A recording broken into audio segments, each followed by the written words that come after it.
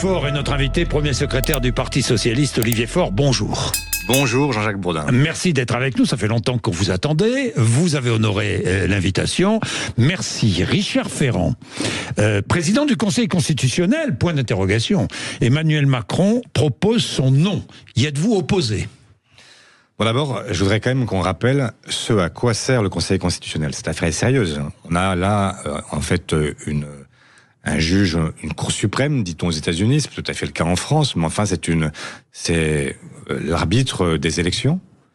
C'est l'arbitre qui interprète l'ensemble des textes constitutionnels, qui fixe la jurisprudence en la matière, qui aussi a vocation à être l'instance qui, à chaque étape, dit ce qui est acceptable pour un référendum, par exemple, qui doit interpréter la Constitution, dire, par exemple, si demain le chef de l'État devait démissionner, est-ce qu'il peut ou pas être candidat à sa propre succession, puisqu'il n'aura pas assumé 2 mandats complets. Voilà donc ce à quoi sert le Conseil constitutionnel. Et s'agissant aujourd'hui de la nomination de Richard Ferrand, la question c'est de savoir si il est en capacité de garantir le fait que c'est sa compétence et non pas sa connivence avec le chef de l'État qui est à l'origine de sa nomination. Alors, êtes-vous opposé à cette nomination ? Moi, je souhaite que dans l'audition qui va maintenant intervenir devant les 2 commissions des lois du Sénat et de l'Assemblée, il apporte ses garanties, qu'il puisse dire ce en quoi il est prêt à rompre avec le chef de l'État. Les socialistes s'y opposeront, s'opposeront à cette nomination. La décision n'a pas été prise, donc je ne peux pas dire si on s'y opposera ou pas. Ce que je souhaite, c'est qu'il puisse, lui, expliquer devant les commissions en quoi il ne sera pas celui qui, le matin, est au Conseil constitutionnel pour juger des lois qui sont adoptées par le Parlement, et le soir, celui qui vient chuchoter à l'oreille du chef de l'État. C'est pas compatible. Il y a un moment où il faut faire un choix, et donc, est-ce que Richard Ferrand est capable de faire ce choix, capable de dire « je serai dans l'impartialité ». Mais s'il vous dit cela, vous approuvez ? Je ne dis pas qu'on approuvera. On est en l'opposition et je vous rappelle qu'il faut 3/5 du Parlement pour s'opposer à sa nomination. Exact. C'est beaucoup. Donc la réalité, c'est qu'il n'y a pas 3/5. L'opposition ne représente pas 3/5. Donc il a toutes les chances d'être en réalité approuvé parce que au fond, la Constitution telle qu'elle a été modifiée en 2008 par Nicolas Sarkozy ne permet pas de faire l'inverse. Moi, je souhaiterais que ce soit l'inverse, c'est-à-dire qu'on est pour des fonctions de cette nature. Non pas 3/5 pour s'y opposer, mais 3/5 pour approuver. Ce qui obligerait à avoir là des figures qui présentent l'avantage de la racialité. Bien, dans tous les cas, a priori, vous n'êtes pas opposé à la nomination, je dis a priori, à la nomination de Richard Ferrand. Non, je ne dirais pas des choses comme ça. Je dirais que il existe un doute sérieux sur les compétences, sur vous avez un doute sur ses compétences. Vous avez un doute sur ses compétences juridiques, son impartialité. Et un doute sur son impartialité, et donc c'est à lui maintenant de les lever et de dire quelles sont les garanties qu'il apporte. Tout à l'heure, vous avez rappelé, ou Elisabeth Lévy a rappelé qu'il avait été celui qui avait appelé à un 3e mandat du chef de l'État. Je viens de vous dire que, par exemple, si le chef de l'État démissionnait, il y aurait une interprétation à avoir de la Constitution pour savoir si le président de la République, n'ayant pas assumé 2 mandats complets, est en mesure de se représenter ou pas. Ce sera l'affaire du Conseil constitutionnel. Ce que j'observe aussi, c'est qu'aujourd'hui, nous avons 3 nominations. Les 3 nominations sont 3 nominations très politiques, en réalité. Vous avez l'ancienne députée Wisniewski pour Yaël Braun-Pivet, et pour le président du Sénat, vous avez Philippe Bas, qui a été président de la commission des lois, certes, mais qui est aussi d'une personnalité éminente des Républicains. Et donc, là, nous allons avoir, au terme de ces nominations, 7 membres sur 9 qui auront été nommés par la majorité actuelle. Ce qui pose quand même une question sur l'impartialité. Et moi, ce que je souhaite, c'est que les Français, quand ils voient une décision du Conseil constitutionnel, ils puissent se dire, cette décision, en réalité, c'est une décision qui est impartiale. C'est important d'avoir aujourd'hui les apparences de cette impartialité. Si ça n'est pas le cas, le risque, c'est d'avoir une dissociation progressive entre les Français et le juge constitutionnel, Bien. à un moment où nous avons besoin, au contraire, d'asseoir l'état de droit. Avant de parler de politique française, de reparler de politique française, je voudrais partir sur l'étranger. Donald Trump a publié une vidéo sur ses réseaux sociaux montrant Vladimir Poutine déclarant que les élites européennes se tiendront bientôt au pied de Trump et remueront doucement la queue. Voilà ce qu'a dit, ce qu'a publié Donald Trump, qui ajoute, il évoque dans une interview à Fox, c'était hier soir, la possibilité que l'Ukraine devienne russe un jour. C'est assez consternant. Et nous avons là quelqu'un à la fois qui est grossier, ça n'est pas nouveau, mais qui est totalement désinhibé et qui au fond, alors on dit qu'il est dans une logique transactionnelle, pour ne pas dire qu'il se comporte trivialement comme tout à l'heure Robert Ménard parlait d'un épicier. Eh bien voilà, un épicier. En tout cas, c'est une injure pour les épiciers, parce que la réalité, c'est que il est aujourd'hui l'homme qui brave à peu près toutes les règles de droit. Nous avons cherché pendant des décennies à installer un droit international qui puisse s'appliquer partout, en tout lieu et à toute personne et à tout gouvernement. Et voilà que nous avons une espèce d'éléphant dans le jeu de quilles qui aujourd'hui cherche à non pas permettre justement cet état de droit partout, cet état de droit international, mais qui est dans une logique qui est purement personnelle et qui ne vise qu'une seule chose, satisfaire les intérêts des Américains. Ça n'est pas possible. Et ce que j'entends sur l'Ukraine, vous vous rendez compte qu'on est en train d'expliquer que l'Ukraine pourrait, sur un coup de dé, être russe, être ukrainienne. Au fond, peu importe, la seule question qui compte, c'est de savoir qui, demain, pourra exploiter les terres rares ukrainiennes. Mais quelle folie!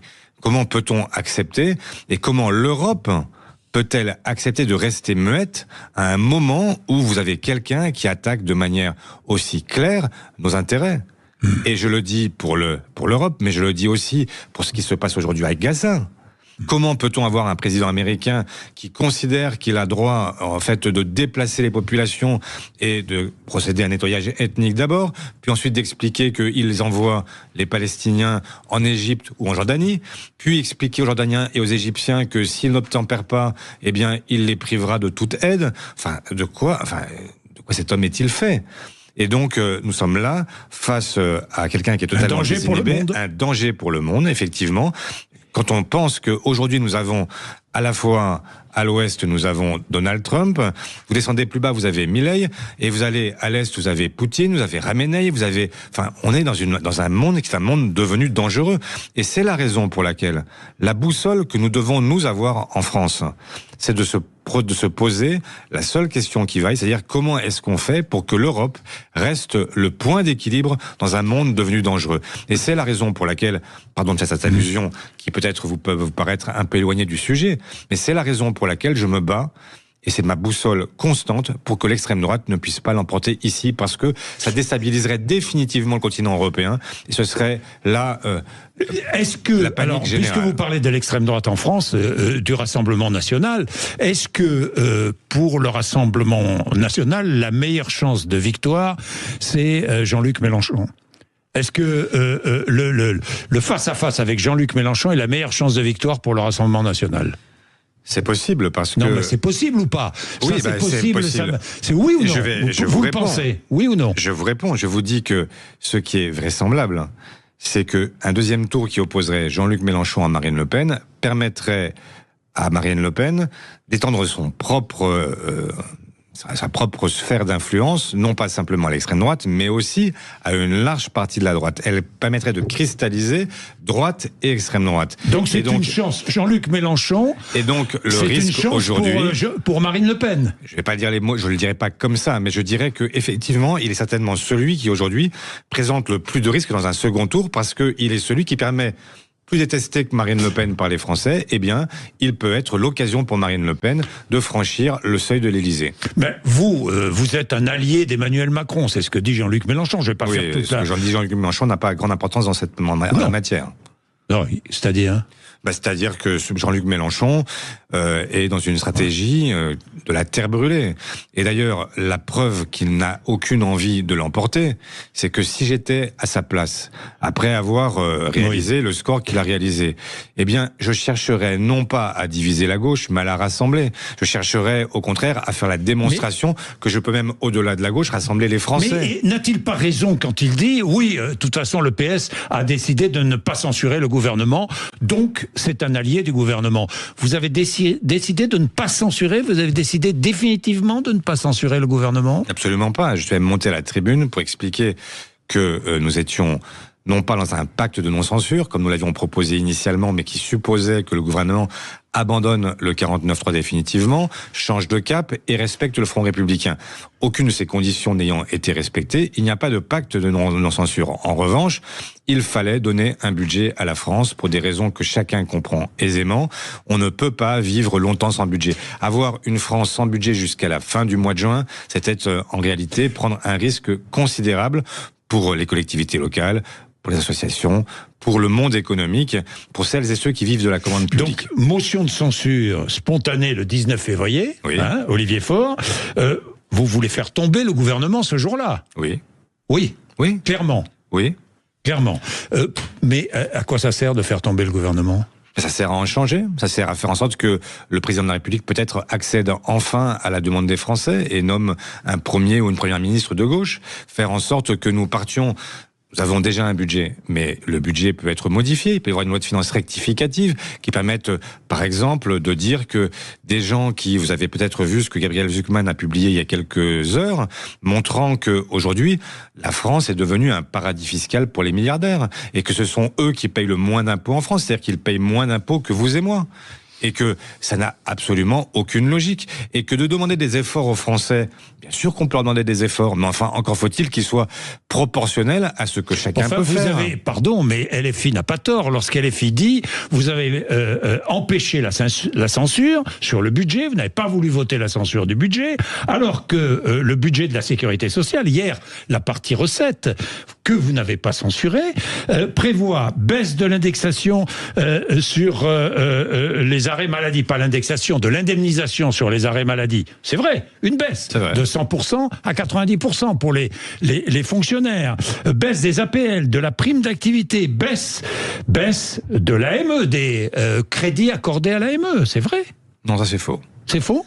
Non, pas de 110 millions d'euros de baisse ? Non, d'abord parce que la loi de financement de la sécurité sociale n'est pas comme le budget de l'État. En fait, ce sont des objectifs qui sont fixés. Et en réalité, il y avait une vraie difficulté avec l'AME, c'est que les Républicains avaient prévu de fixer de nouvelles conditions pour accéder à l'aide médicale d'État. Ça a été battu en commission mixte paritaire et donc désormais, tout étranger en situation irrégulière mais qui est malade, eh bien pourra se faire soigner. Et là, c'est un guichet qui est en réalité ouvert et qui donc ne permet pas, qui reste ouvert. Donc ça, cette histoire-là n'existe pas. Et c'est heureux parce que vous le savez, tous les soignants demandent à ce que ce soit le cas parce que pour des raisons qui sont par exemple épidémiologiques, nous n'avons aucun intérêt à ce que des gens qui sont contagieux restent à circuler sans être soignés. Bien, Olivier Faure. La présidentielle de 2027, on parle beaucoup de cela. D'abord, il y aura un congrès du PS. À l'automne, c'est cela, si j'ai bien compris? Je suis en train d'en discuter avec l'ensemble des sensibilités, je pense avant l'automne. Avant l'automne, l'été prochain. Dans le premier semestre. Premier semestre, avant l'été alors. Je pense plutôt le premier semestre, oui. Enfin, donc au printemps. La discussion n'est pas achevée. Oui, mais donc au printemps. Mais plutôt au printemps. Au printemps. Donc là, vous serez candidat. Oui. À votre succession, oui. Vous serez candidat. Bon. Vous préparez la présidentielle de 2027. J'ai vu les jeunes socialistes et la tribune des jeunes socialistes qui est claire. Nous ne voulons ni de François Hollande, ni de Jean-Luc Mélenchon. Est-ce que vous êtes d'accord avec eux? Vous ne voulez ni de François Hollande, ni de Jean-Luc Mélenchon, Olivier Faure? Moi, ce que je veux d'abord, c'est que nous puissions fédérer la gauche. Non mais ça, j'ai bien compris. Oui, non, attendez, c'est important. Alors, et j'y viens. Et que je vois que Jean-Luc Mélenchon et François Hollande sont en train d'essayer de reproduire le grand scénario bien connu des gauches irréconciliables, chacun pensant que, en fracturant la gauche, ils seront l'un et l'autre amenés à obliger toute la gauche à se positionner par rapport à eux. Et donc, l'un et l'autre ne cherchent pas à rassembler la gauche, mais au contraire à en occuper un segment pour pouvoir ensuite être candidat et espérer l'un comme l'autre être celui qui récupère le plus gros des troupes et donc peut-être accéder au second tour. Ce que je crois, c'est que si vous avez ce match qui se reproduit entre Jean-Luc Mélenchon et François Hollande, d'abord vous n'aurez pas 2 candidats à gauche, vous en aurez 4 ou 5, parce que vous ne pourrez pas obliger les communistes et les écologistes à aller se mettre derrière l'un ou derrière l'autre, ce serait leur disparition. Et vous aurez certainement, dans ces cas-là aussi, François Ruffin, Clémentine Autain, l'un de ceux qui ont quitté les Insoumis pour reprendre leur liberté. Et donc, vous aurez une gauche qui sera totalement impuissantée et qui sera, en réalité, dans l'incapacité d'accéder au second tour. Et moi, ce que je veux cette fois-ci, c'est que après 2 élections pendant lesquelles la gauche a été absente du second tour, eh bien, que nous puissions accéder au second tour et que nous puissions battre Marine Le Pen, parce que je crois qu'aujourd'hui, malheureusement pour la démocratie, il n'y a ni chez les LR, ni dans la Macronie, capacité à gagner face à Marine Le Pen, parce que ça fait déjà 10 ans, ça fera 10 ans que ces gens-là gouvernent. Alors, et donc, vous dites nous avons... je vous pose la question franchement, est-ce que vous nous dites ce matin, ni François Hollande, ni Jean-Luc Mélenchon? Oui, je pense que ni l'un ni l'autre ne sont en capacité de rassembler la gauche et que je souhaite au contraire que nous ayons un candidat ou une candidate qui puisse le faire et qui puisse, à minima, puisque Jean-Luc Mélenchon a déjà annoncé qu'il était candidat ou presque à la campagne présidentielle, eh bien je souhaite que dans ces cas-là, il y ait un candidat commun au reste de la gauche qui permette d'accéder au second tour et de l'emporter. Dominique de Villepin? Dominique de Villepin est un personnage intéressant, mais il n'est pas de gauche. Je vous dis ça parce qu'il est candidat à la présidentielle de 2027. Il défend des positions à gauche sur le terrain international, dans tous les cas, et même sur le terrain franco-français. Mais il a une parole intéressante. Je ne cherche pas à le disqualifier. Et vous-même? Mais Jean-Jacques Bourdin, le moment venu, il faudra d'abord que nous cherchions quel est le mode d'emploi pour parvenir à ce candidat commun. Et à ce moment-là, tout le monde aura sa chance. Mais je ne veux pas que nous puissions rentrer dans un combat dans un jeu de petits chevaux où chacun pense d'abord à lui-même avant de penser à ce qu'est l'intérêt général. Ce que je vous ai dit tout à l'heure par rapport à Donald Trump, par rapport à l'état du monde, suppose que nous ayons à un moment conscience de l'intérêt général et que nous nous posions la question de savoir si nous sommes prêts à accepter l'idée que même l'Europe bascule à l'extrême droite. Ça n'est pas rien. Et donc ça suppose que chacun mette un peu ses intérêts propres dans sa poche. Bien, Olivier Faure, un débat sur l'identité nationale ne vous choque pas, c'est ce que vous avez dit hier matin sur RMC. La France, pour vous, doit être métissée, pluriculturelle et plurireligieuse. Hein, on est d'accord. C'est pas qu'elle ne doit pas. C'est pas qu'elle doit pas. Elle est. Bon, aucun sentiment de submersion migratoire chez les Français? Non. Non. Bien. Un référendum sur la suppression du droit du sol. Vous n'en voulez pas? L'ouverture d'un débat sur le droit du sol, vous n'en voulez pas non plus? Mais moi, la réalité, c'est que le gouvernement gouvernant, il a la possibilité de mettre sur la table tous les débats qu'il souhaite. Et le débat sur le droit du sol a déjà eu lieu en partie la semaine dernière, puisque les LR avaient posé la question s'agissant de Mayotte. Mayotte? Bien sûr. Non, mais avec dans le débat des ministres et des parlementaires qui ont tous annoncé qu'ils souhaitaient que ce soit la pointe avancée du débat et que derrière, on puisse en finir avec le droit du sol pour l'ensemble du territoire et pas exclusivement Mayotte. Donc le débat, il a lieu. Et moi, je ne souhaite pas que, comme ça a été On ne touche pas au droit du sol ? Non, on ne touche pas au droit du sol. Ça fait partie précisément on touche au droit du de sol l'identité du pays. Mais on ne touche pas au droit du sol en métropole. Mais moi, je souhaite qu'on ne le touche nulle part. La réalité, c'est qu'à Mayotte, il a déjà été restreint en 2008. Et 2018. 2018, avec la loi Collomb. Ça a changé quoi? Rien. L'immigration mahoraise, l'immigration comorienne, et puis du Mozambique, etc., a été multiplié par 10. C'est-à-dire que, en fait, ça n'est pas lié. Pourquoi ? Parce que c'est toujours la même chose avec les mouvements migratoires. Les gens ne cherchent pas à calculer en se disant, voilà, si j'accouche dans 16 ans, mon enfant sera peut-être français. Non, les gens, les femmes notamment, qui viennent, eh bien, elles viennent parce qu'elles cherchent tout simplement un endroit où elles pourront accoucher en sécurité. Un endroit où peut-être elles pourront donner un avenir à leurs enfants. Et leur avenir, c'est d'abord manger, tout simplement, boire, et non pas trouver une nationalité. Et c'est la raison pour laquelle ce débat est absurde. Je rappelle que, y compris pour l'ensemble du territoire, ça concerne qui ?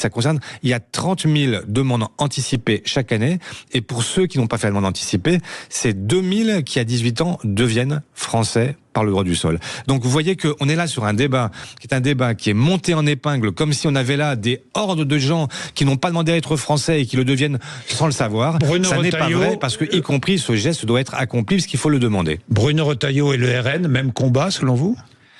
Je vois que maintenant Marion Maréchal, que je vois que les parlementaires du RN, tous demandent à Bruno Retailleau de prendre sa carte à l'extrême droite. C'est donc qu'ils reconnaissent comme l'un des leurs. Il a les mêmes idées ? Mais il est en train de les promouvoir. Il est devenu le portier de l'extrême droite. C'est lui qui est en train de leur ouvrir la porte et de faire en sorte que demain, ils puissent, à force d'assumer leurs idées, il est en train de dire, au fond, même la droite dite républicaine, eh bien, considère que les idées de l'extrême droite ne sont pas des idées aussi intolérables que cela. Une proposition de loi va être défendue demain à propos de l'interdiction d'un mariage lorsque l'un des futurs époux est en situation irrégulière. Faut-il interdire le mariage ? La seule chose qu'on doit se poser comme question, c'est est-ce qu'il s'agit d'un mariage blanc ou pas ? Et si c'est un mariage blanc, il doit bien sûr être repoussé. Si vous avez des gens qui n'ont aucun lien réel, qui ne vivent pas ensemble, qui ne s'aiment pas, qui sont juste là pour contourner la loi et la frauder, et en réalité simplement permettre à l'un des conjoints d'obtenir la nationalité française, mais alors qu'il n'y a aucune raison de lui accorder, bien sûr que ce mariage ne doit pas être autorisé. En revanche, vous pouvez avoir des gens qui sont en situation irrégulière depuis 5 ans, 10 ans, et qui ont noué des liens affectifs, des liens amoureux avec une personne, et qui à un moment font le choix de se marier, et par le mariage, d'obtenir la nationalité française. Je pense simplement, ma mère n'était pas irrégulière, mais elle était étrangère, et c'est par le mariage qu'elle a obtenu la nationalité française, parce qu'elle aimait mon père. Et donc, et que mon père l'aimait aussi.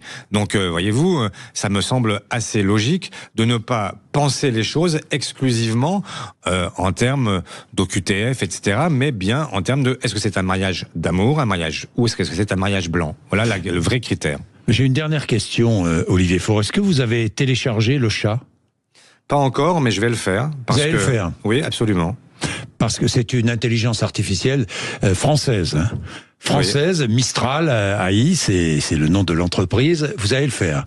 Oui, et figurez-vous que j'ai même à un moment pensé que Tesla était une marque de voiture qui n'était pas inintéressante, et j'ai renoncé, évidemment, à chercher à louer... Est-ce que c'est un succès, ce sommet de l'IA à Paris ? Enfin, c'est pas terminé. C'est pas terminé. C'est pas terminé. Est-ce que c'est une bonne initiative du président de la République ou pas ? C'est une bonne initiative que de chercher à réfléchir sur l'IA. Maintenant, il faut voir ce que donne ce sommet, et notamment voir quels sont... l'IA peut être le meilleur et le pire. D'ailleurs, c'est le meilleur et le pire. C'est le meilleur quand ça permet d'aider au diagnostic de maladies qui sont des maladies parfois très rares, qui permet de mieux diagnostiquer les cancers. Ça, c'est très bien. En revanche, si c'est une utilisation qui est une utilisation guerrière, notamment si on ajoute l'intelligence artificielle aux armes aujourd'hui, là, on part vers une forme d'apocalypse annoncée. Donc réglementé, encadré. Réglementé, encadré, parce que, comme toujours, le progrès technologique doit être pensé, doit être encadré. Mais est-ce qu'il ne faut pas d'abord investir avant de réglementer et d'encadrer ? Il faut faire les deux à la fois. Il n'y a pas l'un et l'autre. Enfin, l'un ne s'oppose pas à l'autre. Si vous laissez en fait les applications militaires se développer, il sera trop tard ensuite pour les interdire. Donc, il faut bien sûr chercher à veiller à ce que, comme on a veillé à ce qu'il n'y ait pas un développement sur la planète entière de l'arme nucléaire, mais il faut veiller maintenant à ce que les nations ne prennent pas d'un seul coup le chemin de l'IA pour demain avoir des armes qui, par exemple, déterminerait un profil type de ceux qu'on doit abattre et laisser des drones se déplacer et abattre tout ce qui ressemble à quelqu'un qui aurait le profil ici d'un Palestinien, ici d'un Français, ici d'un Ukrainien. Bref, tout ce qui pourrait être demain une forme de déshumanisation. La guerre est déjà une forme de déshumanisation, mais là, ce serait le stade ultime, et je crois que personne ne peut le souhaiter. Bien, merci Olivier Faure d'être venu nous voir ce matin sur l'antenne de Sud Radio. Merci. Il est presque 9h.